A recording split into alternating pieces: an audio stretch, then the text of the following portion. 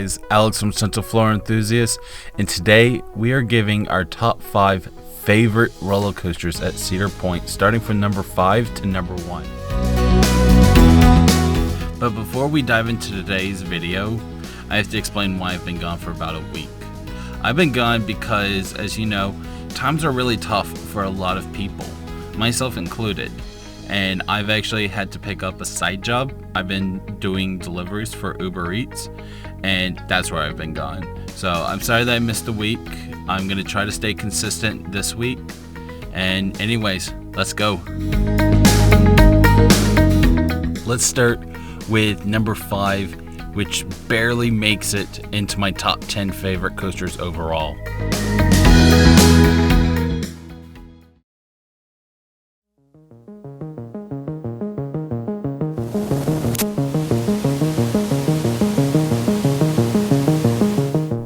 That's right, Magnum XL 200.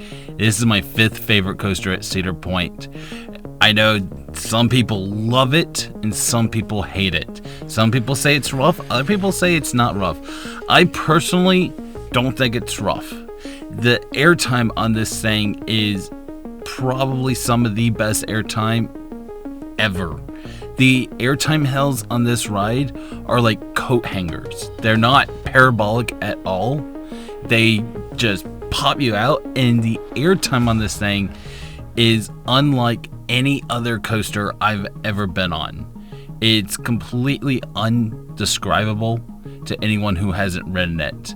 It's just, it feels like you are actually going to come out of this ride vehicle.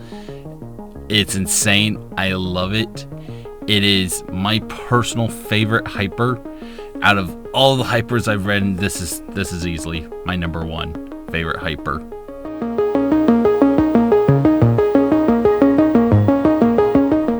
In terms of my overall rankings, this is actually number 9. Previously, my number 9 was Raptor, but honestly, I do think this is better. This actually makes the top 10 list.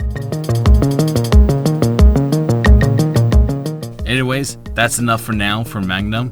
Let's move on to number 4.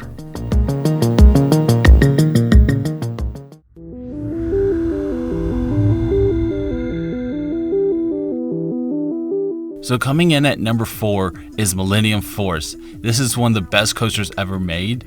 It's not the most forceful ride, so if you come into this for the first time expecting a very forceful ride, do not expect that. If you sit in the back row, you'll definitely get a lot more forces, but don't expect a very forceful ride. And that's actually why some people say this ride is incredibly overrated.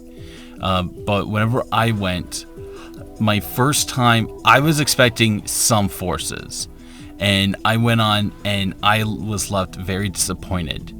But then I quickly realized, especially this year, that Millennium Force really isn't all about the forces. It's all about a high-speed tour of Cedar Point. You're just going really fast all over the place, looking at all of these different vantage points of the peninsula, and you're just floating, and it's a ride that you don't really ride to get whipped by the ride. You ride it for the overall experience. It's a ride that you, in quote, vibe to. And this is probably, in terms of rides like that, this is probably number 1. If you're looking for forces, there's other rides on the peninsula that are way more forceful. Take Maverick or Steel Vengeance or Dragster or Magnum. But in terms of vibing to a ride, this is the best. Previously, Millennium Force was at my number 17 spot overall. But now, because I went in with a proper mindset, it's actually my number 7 overall.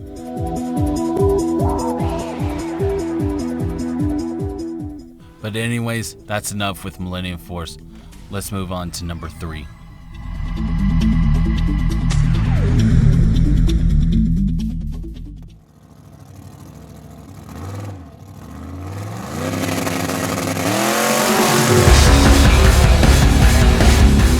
Coming in at number 3 is Top Thrill Dragster. And I remember in our Cedar Point vlog that I mentioned that I think I like this better than Steel Vengeance. That was my honest first reaction to this, and I've given it some time and thought, and although I don't rank this higher than Steel Vengeance, I do prefer Dragster over Steel Vengeance, if that makes any sense. Rankings wise, Steel Vengeance is a much better ride, but in terms of just pure, utter favorites, Dragster's better. In terms of my overall rankings, Dragster is coming in at number 6. I'm so glad that I finally got to experience this ride. This was my white whale. I went to Cedar Point for the first time, and Dragster had been down for a month, and it didn't open up until September. So I am just so glad that I finally ridden it, and the ride experience is more than I could have ever asked for.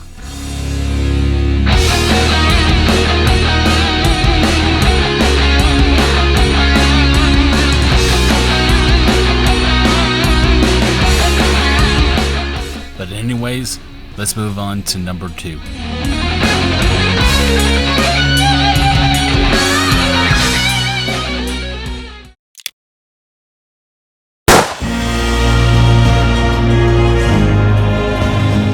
So that's right, number 2 is Steel Vengeance.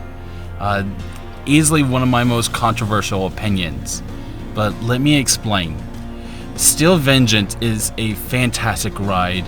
It is very intense, it has a lot of airtime, and it's one of the best roller coasters ever made, obviously. With that being said, my big problem with Steel Vengeance is actually the quality of airtime.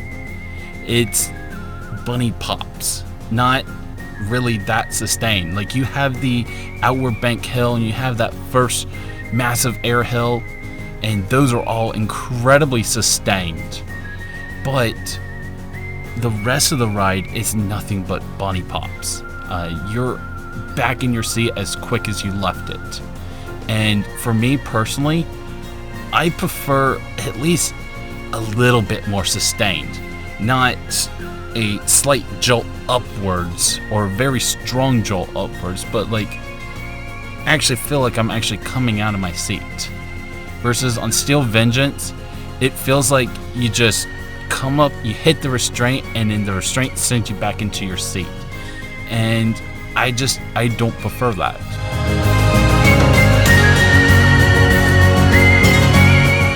But like I said, that's my most controversial opinion about Cedar Point. In terms of overall rankings, this comes in at number 5, just slightly above Dragster, but just behind my number 1 pick.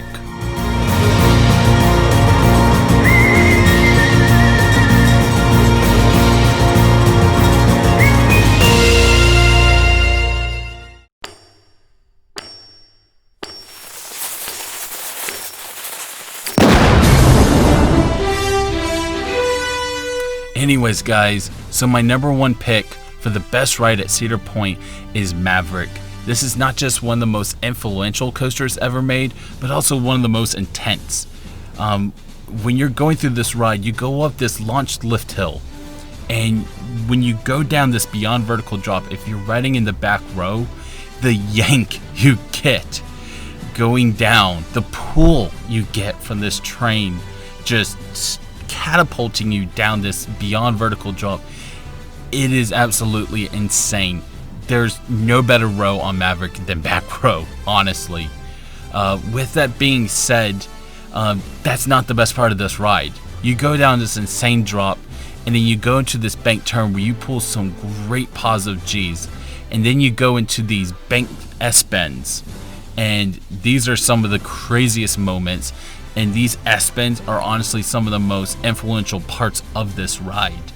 You can see its inspiration in a lot of Intamin's Blitz coasters, like Ice Speed. You can see it in inspiration in, say, Intimidator 305. Even a arguably family coaster like Cheetah Hunt has some inspiration from those S-bends. Then you go into an airtime hill, and then you go into the twisted horseshoe roll. And the twisted horseshoe roll is cool. It's not the best part of the ride, but it's cool. Then you go into the second launch, and the second launch is just absolutely legendary. The pull you get from these LSMs is insane, and it's in pitch black. And then when you come out, you can't see anything. It's insane. And then this whole entire second half, that is what makes this ride for me. You go into these 2 stangle dives, and the first stangle dive is just absolutely insane. Then you go into another stangle dive, and that stangle dive is beyond insane. The whip, the laterals, even a little air you get is just insanity. And then you go into a little bunny pop and then into the brakes. And ultimately, this is one of the longest coasters at Cedar Point. In terms of ride experience, it feels the longest. Still Vengeance might feel a little bit longer, but Maverick is right up there. In terms of theming, this is actually honestly one of the more well-themed coasters at Cedar Point. It's not really themed, it's more or less landscaped, but because that landscape is there and it has that Western theme and the landscaping fits that Western theme very well, it feels very well themed, especially since there's rock work.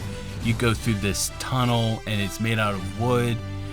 This honestly feels like one of the most well-themed coasters at Cedar Point. And this is my number 1 favorite coaster at Cedar Point. As for where to rank this ride, honestly, I think I'm gonna have to put this at number 3. It really just knocked Fury down to number 4. I mean, I'm serious. It's that good of a ride, y'all.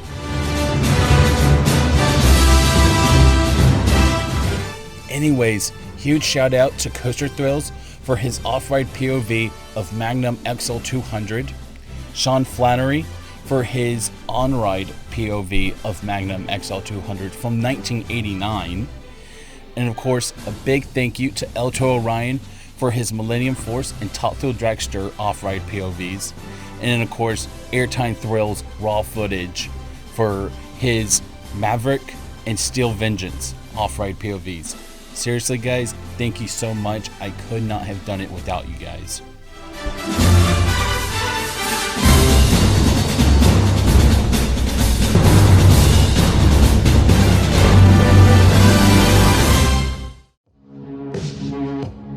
Anyways, thank you guys so much for watching. Don't forget, like, comment, subscribe. I'll see you guys later. Peace.